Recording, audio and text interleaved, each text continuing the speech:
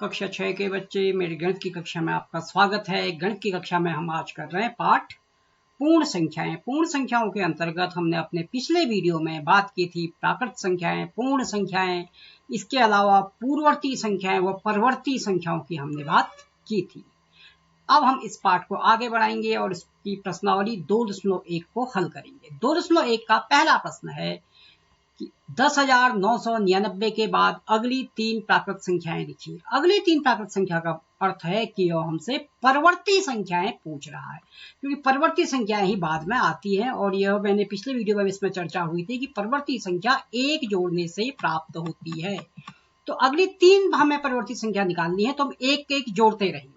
तो 10,999 के बाद की अगली तीन प्राकृत संख्याएं जो परवर्ती संख्याएं होंगी वो होंगी 10,999 में एक बार एक जोड़ेंगे, दोबारा फिर 10,999 धन एक में एक जोड़ेंगे यानी 10,999 में दो जोड़ेंगे और पुनः 10,999 में तीन जोड़ेंगे। तो हमें अगली तीन प्राकृत संख्याएं मिल जाएंगी, क्योंकि संख्याएं प्राकृत ही हैं, इसमें शून्य नहीं है। तो संख्याएं हैं 11,000, 11,001 और 11,002। क्रमशः 1, 2 और 3 जोड़ने से ये संख्याएं प्राप्त होती हैं। अब हम करते हैं इसके प्रश्न संख्या 2।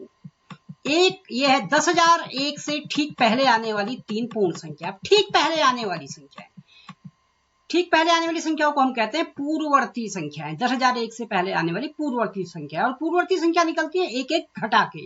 अब तीन संख्याएं निकालनी है तो पहले एक घटाएंगे, फिर दो और फिर तीन। तो 10,001 में एक घटाएंगे, और दूसरी संख्या के लिए 10,001 में दो घटाएंगे, और तीसरी संख्या के लिए 10,001 में तीन घटाएंगे। इस प्रकार हमें 10,000, 9,999 और 9,998 प्राप्त होगा। तो ये हमें तीन पूर्ववर्ती संख्याएं या पहले ठीक पहले की तीन संख्याएं प्राप्त हो गई है। अब हम आते हैं प्रश्न संख्या 3 में। सबसे छोटी पूर्ण संख्या कौन सी है? प्रश्न संख्या 3 कह रहा है कि सबसे छोटी पूर्ण संख्या कौन सी है। ये हमने अपने पिछले वीडियो में बात की थी कि पूर्ण संख्या शून्य से प्रारंभ होती है, तो सबसे छोटी पूर्ण संख्या शून्य होगी। अगर ये प्रश्न होता सबसे छोटी प्राकृत संख्या क्या है, तो हम कहते सबसे छोटी प्राकृत संख्या 1 है, लेकिन सबसे छोटी पूर्ण संख्या है, इसलिए सबसे छोटी पूर्ण संख्या शून्य है। प्रश्न संख्या 4 है, छोटे छोटे प्रश्न है इसलिए प्रश्न जल्दी जल्दी हल होंगे। प्रश्न संख्या 4 है 32 और 53 के बीच में कितनी पूर्ण संख्या है? 32 और 53 के बीच में कुल कितनी पूर्ण संख्या है? इसको निकालने के दो तरीके हो सकते हैं। जैसे हमने निकाला है 32 और 53 के बीच की पूर्ण संख्या है, पहले सारी पूर्ण संख्याओं को लिख लेते हैं। हमने 33, 34, 35, 36, 37, 38, 39, 40, 41, 42, 43, 44, 45, 46, 47, 48, 49, 50, 51 और 52 लिखी। उसके बाद ये पूछा है कुल कितनी संख्या है, तो इनकी गिनती कर ली। हमने देखा गिनती करके यह देखा कि ये संख्याएं 20 हैं, ये संख्याएं 20 हैं। अब हम बात करेंगे 32 और 53 के बीच की पूर्ण संख्या।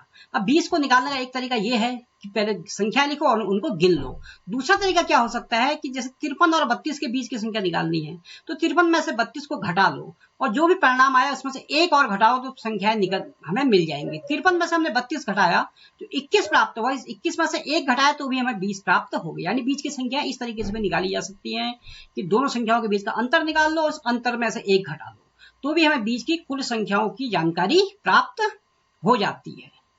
अब हम करते हैं प्रश्न संख्या 5 और 6। यदि हम देखें इसको, निम्न के परवर्ती लिखिए। परवर्ती एक एक जोड़ के लिखना है। ये प्रत्येक ए बी सी डी में जितनी भी संख्याएं दी है उसमें एक एक जोड़ना है। प्रश्न संख्या 6 कह रहा है निम्न के पूर्ववर्ती लिखिए। पूर्ववर्ती यानी पहले की संख्या है, एक एक घटाना है। इस ए बी सी डी में जितनी संख्या है इनमें एक एक घटाएंगे। तो ये प्रश्न संख्या 5 व 6 आपके लिए छोड़ दी गई है, ये आपको स्वयं हल कर दी है। अब हम आते हैं प्रश्न संख्या 7 में। प्रश्न संख्या 7 में है निम्नलिखित संख्याओं के निम्नलिखित युग्म, युग्म अर्थात जोड़ा, यानी दो संख्याएं दी होंगी, उस जोड़े में से प्रत्येक के लिए संख्या रेखा पर कौन सी पूर्ण संख्या अन्य संख्या के बाईं ओर स्थित है, यानी कौन सी पूर्ण संख्या दूसरी संख्या के बाईं ओर आएगी। इनके बीच में उपयुक्त छोटा या बड़े का चिन्ह लगाकर इनको लिखना है। जैसे पहला जोड़ा है 530 और 503। जब हम संख्या रेखा लिखते हैं तो हमारा गिनती लिखने का क्रम होता है 1, 2, 3, 4, 5, 6, 7, 8, यानी कि बाईं ओर छोटी संख्या आती है। तो 503 छोटी संख्या है तो 503 बाईं ओर आएगी। तो इस प्रश्न का हल भी हम इसमें दोनों हमें उत्तर देने होंगे, कौन सी बाईं ओर है और कौन सी छोटी और बड़ी है। तो इसका प्रश्न होगा जैसे ए है 530 और 503, तो 530 के बाईं ओर स्थित है क्योंकि 503 छोटी संख्या है इसलिए बाईं ओर स्थित होगी, और 530 बड़ी है 503 से। इसी प्रकार 370 और 307, छोटी संख्या 307 है 370 बड़ी है 307 से और छोटी संख्या ही बाईं ओर होती है, तो देखेंगे 307 370 के बाईं ओर स्थित है। 98,765 और 96,789, इसमें छोटी संख्या 56,789 है, तो यह 98,765 के बाईं ओर स्थित होगी और 98,765 56,789 से बड़ी संख्या होगी। इसका डी वाला भाग आपके लिए छोड़ दिया गया है, इसे आपको स्वयं हल करना है। अब प्रश्न संख्या 8 में हम आते हैं। इसमें सही या गलत, सत्य या असत्य हमको लिखना है। निम्नलिखित कथनों में से कौन से सत्य हैं, कौन से असत्य हैं। इसका पहला देखिए आप, सत्य असत्य हम बताएंगे। शून्य सबसे छोटी प्राकृत संख्या, हमको पता है कि प्राकृत संख्या 1 से प्रारंभ होती है, तो शून्य सबसे छोटी प्राकृत संख्या नहीं है, तो यह असत्य है। 400 संख्या 399 की पूर्ववर्ती है, 400 399 के बाद आता है तो वो उसकी परवर्ती है, तो यह भी असत्य है। शून्य सबसे छोटी पूर्ण संख्या है, हाँ, क्योंकि पूर्ण संख्या शून्य से ही प्रारंभ होती है, तो यह सबसे छोटी पूर्ण संख्या, इसलिए वह सत्य है।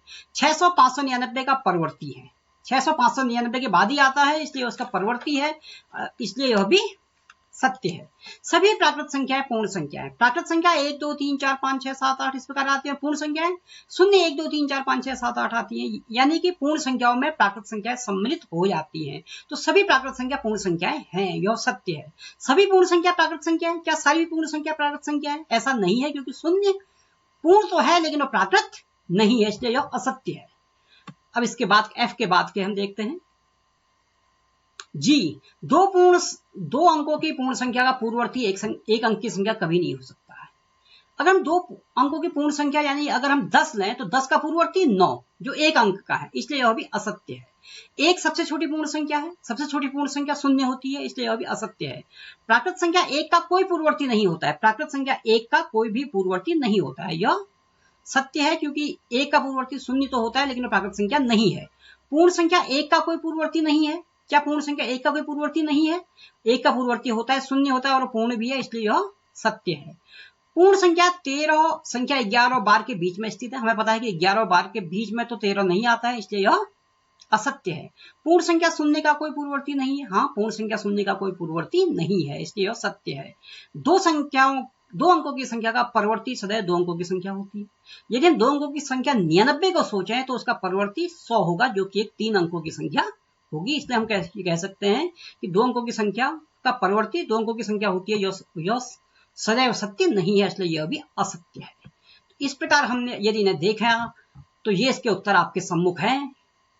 तो आज के लिए बस इतना ही। इस कार्य को आपका अभ्यास आप घर में भी करेंगे और मेरा यह वीडियो देखने के लिए बहुत बहुत धन्यवाद।